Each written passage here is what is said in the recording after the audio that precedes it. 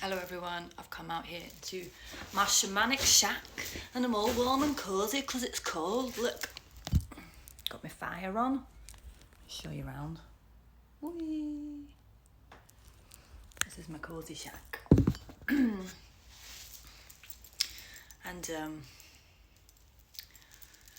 as usual, come out here to document a few things to share with world.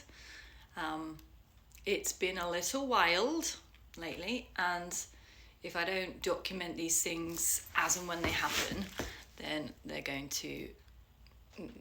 there's going to be replaced with the next thing. So, story time. I had this experience, I think it was 2 nights ago now, which was quite mind-blowing, shall we say. I always have these astral travels. I always go places when I'm going to sleep. And on this particular occasion, it was no different. And I found myself say the world was like this. I was sort of sitting with my legs dangling. I know that's not possible, but it's visions. I was dangling with my feet off the earth, and my attention was drawn to this black hole that I could see in the universe, and it was like a portal or a tube, and as I looked into this portal / black hole in the universe, it was just simply nothing. No thing existed. It was just black darkness. Wait 1 sec. Sorry, I just had to do something. It was black darkness and it was nothingness. It was the void. But as I looked into this nothingness, I had this overwhelming sense of fear and horror, and it overtook my body like a black mist. It just rose up, this absolutely terrifying, I couldn't understand where it was coming from. It just was all-consuming is the words I'm probably trying to think of.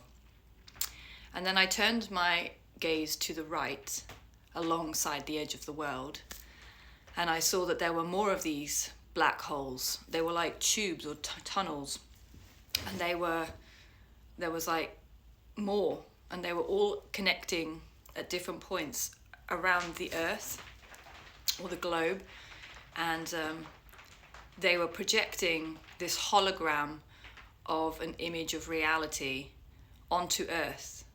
And they were almost like projectors, and that whatever was coming out of this black hole was projecting reality, and then I was looking at what reality looked like on the earth, and there was people like Playmobil. They were tiny from my perspective, and they were running around, getting in their cars every morning, going to work, coming back, playing family, just going about their lives, completely oblivious of what was outside of their container of reality.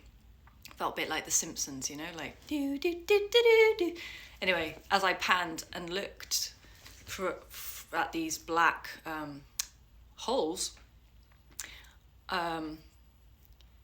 it panned out even further, and I saw that these portals, these black things heading to the earth, were legs, and they were legs of this great almighty arachnoid spider beast type thing, which was absolutely terrifying. And I was like, why is this enormous spider holding its 8 legs around the earth, projecting this reality, which doesn't even look scary, where the people are playing the game in this illusion of reality, yet I'm outside looking at it, and that is terrifying, and there's nothing out here apart from fear. And I was just almost gripped with this utter terror that it was all an illusion and people were playing a game, and it seemed all happy and jovial, but outside of this, that was what was waiting for us. And I was like, no, and I started to panic. And then it was almost like I had to console myself, and my soul overrode and said, no, this isn't the reality, this isn't true. I know that I've connected with a loving God. I've connected with love. I've connected with experiences outside of my earthly little realm. I always come out of that, and I've connected with something different than this. This can't be it. This can't be it. And instinctively, I knew that I had to go and find one of the black holes, one of these tubes that wasn't penetrating on the earth, that was just free. So I went to find one, and I got inside it, in this portal, or this blackness, this nothingness, and I knew that I had to remember who I was, and I had to remember how I could change the script. And I got in the portal, and I just closed my eyes, and I just calmed myself to try and restore the knowledge that I knew I knew. And as I did, I said, oh yes, I remember that in the beginning, God said, and I stood up tight and I said, let there be light. And as soon as those words came out my mouth, light shot out of this portal, all around me, all behind me, rushing in front, and the space in the nothingness of the universe in front of me suddenly lit up like I'd lit a torch. And I said, oh yes, I remember. I'm made in the image of God, and our words can create reality. And I remembered that I've created, there's something way beyond this. I was like, I've created galaxies, I've created planets, I am a creator, because I am made in the image of God, who is a creator. And I was trying to remember, though, it was like I was stumbling across my thoughts. I couldn't remember how to make planets or new worlds, but I knew that I had to, because there had to be a different reality to that.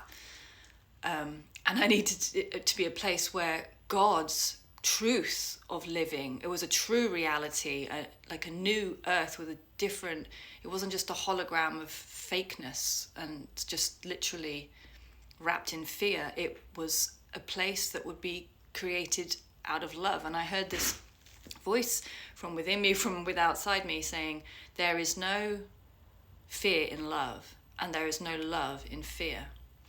And I knew that I had to create now out of love, and I had to create something different. And as I was creating it, I managed to put a sun and a moon, and I separated day from night, and then I created the land. But it was kind of like a Playmobil. It was flat, and I was like, and now if I put animals in, and I was like, wait, aren't they just going to fall off the edge? And doesn't it need to be round? And then, okay, oh yeah, I need gravity to keep them on the planet, to stop them just dropping off the edge. And as I was trying to create this planet, I started getting frustrated, saying, oh my gosh, I can't remember how to do this.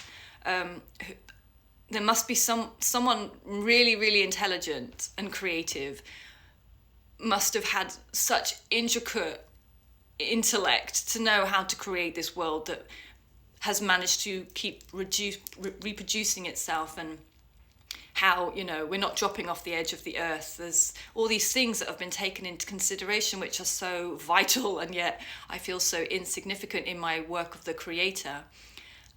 Who created this? I was asking, who created this?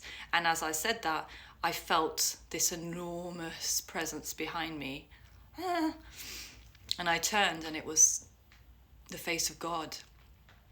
Enormous. I've seen it before.